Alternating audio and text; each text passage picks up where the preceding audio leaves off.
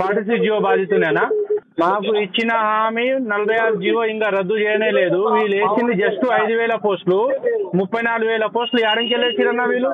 ఏదో సెలబ్రేషన్ అని ఏదో మీరు పోస్టర్ రిలీజ్ చేసిరు. నాకు చెప్పు 34,000 ఏడేసిరు. మా 46 జీవో కాంగ్రెస్ పార్టీ వాళ్ళు 46 జీవో మాకు తీసిరా అన్న? మాకు 46 జీవో తీసామని చెప్పారు. అది ప్రభుత్వం ఆలోచన చేస్తుంది. అరే ఎంత లంగపు గవర్నమెంట్ అన్న కాంగ్రెస్ గవర్నమెంట్ అంటే. నేను బీజేపీ క్యాండిడేట్ ని అయినా నేను కాంగ్రెస్ కోటేసిన. మా అమ్మ మా నాయనతో లేపించిన నేను. మా 46 జీవో తీయలే. మా ఉసురు తాగిపోతారన్న కాంగ్రెస్ పార్టీ వాళ్ళు సర్వనాశనం అవుతారు. దేశంలో కాదు, రాష్ట్రంలో కాదు, ప్రపంచంలో ఎక్కడ కాదు. మీకు న్యాయం చేస్తారు తమ్ముడు.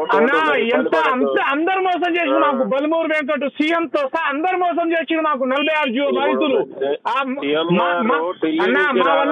మా వల్ల 4 జిల్లాలు వరంగల్, ఖమ్మం, నల్గొండ, మహబూబ్ నగర్ బైక్ మేము కాంగ్రెస్ పార్టీకి సపోర్ట్ చేసి ఇంతమంది ఎమ్మెల్యేని గెలిపిస్తే ఇంకా మీరు 34,000 జాబులు వచ్చిన సిగ్గు లేదన్నా కాంగ్రెస్ పార్టీకి ఇట్లా అనడానికి? నీకంటలేను, కాంగ్రెస్ పార్టీకి అంటున్నా, సిగ్గు లేదన్నా ఇట్లా అనడానికి?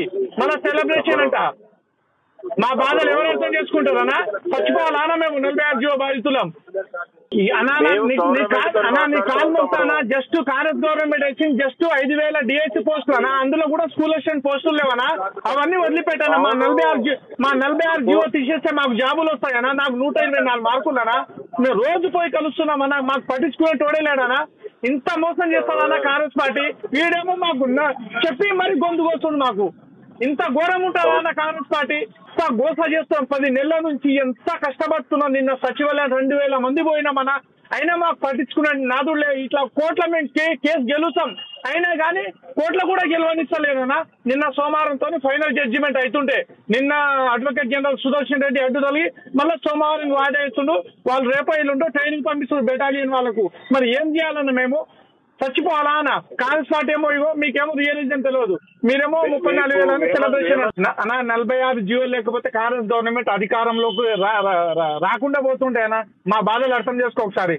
ఏఐసి ప్రెసిడెంట్ సెక్రటరీ వేణుగోపాల్ గారు 34,000 పోస్టులు ఇచ్చినామంటే మాకు నవ్వు వస్తుందనా? ఎవరికి చెప్పాలి కన్నా? నిజంగా టీఆర్ఎస్ గవర్నమెంట్ అంటే దానికంటే అధ్వానం తయారైందన్నా.